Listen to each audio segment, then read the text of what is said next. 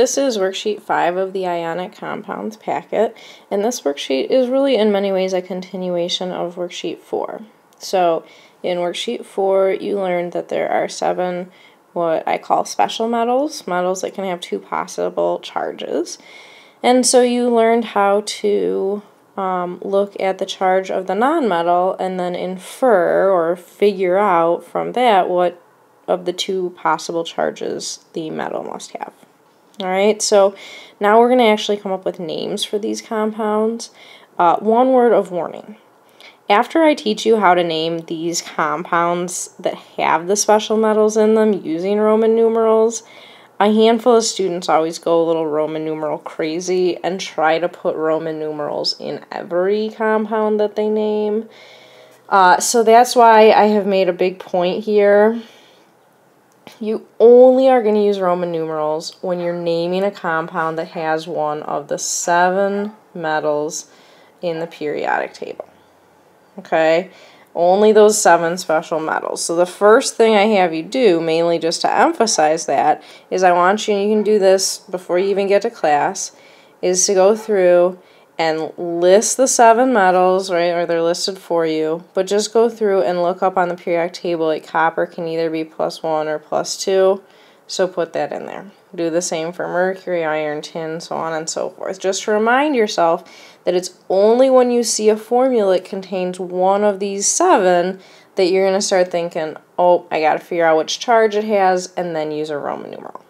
Okay, so the majority of the compounds that we name do not have a Roman numeral in their name. These are special cases.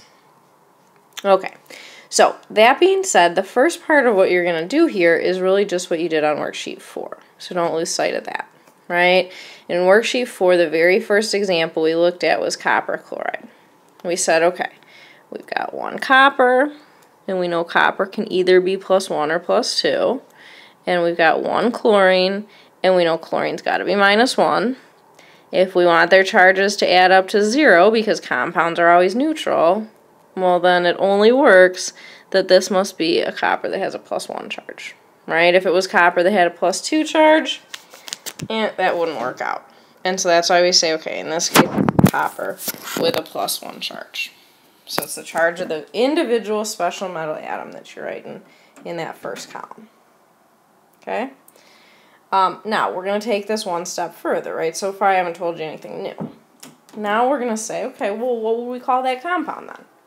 It's not enough to just say it's copper chloride, because that doesn't tell us, is this copper with a +1 charge, or is it copper with a +2 charge? We know now, we've figured out it's copper with a +1 charge, so we're going to write copper. We're going to name the metal. We're going to put the charge in Roman numerals in parentheses. Okay, and if you don't remember your Roman numerals too well, they're up here. I'll always provide those for you on tests and quizzes. You don't really have to memorize them. And then just like we've always done when we're naming compounds, the name of the nonmetal, we're going to change the last syllable to IDE. So chlorine becomes chloride. Okay? So I want you to go through and try to fill those in. I'll do one more with you. Maybe one that could be a little confusing. Here's one where we've got 2 irons and we've got 3 oxygens. Okay, so we can look up that oxygen always has a -2 charge. That's our nonmetal. Those are reliable. So we've got a total negative charge of 6 here. Okay, I want my total negative and my total positive charges to add up to 0, so that means the irons all together must have a +6 charge, right? Because +6 and -6 give me a 0.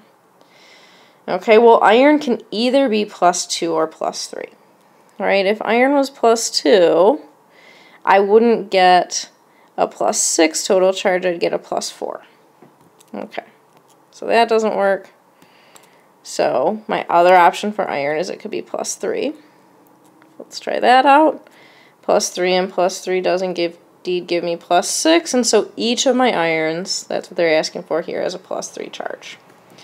So I am going to call this iron, Roman numeral 3 in parentheses, oxide. Okay? So I want you guys to see how much of this you can fill out on your own so that we can check it when you get to class.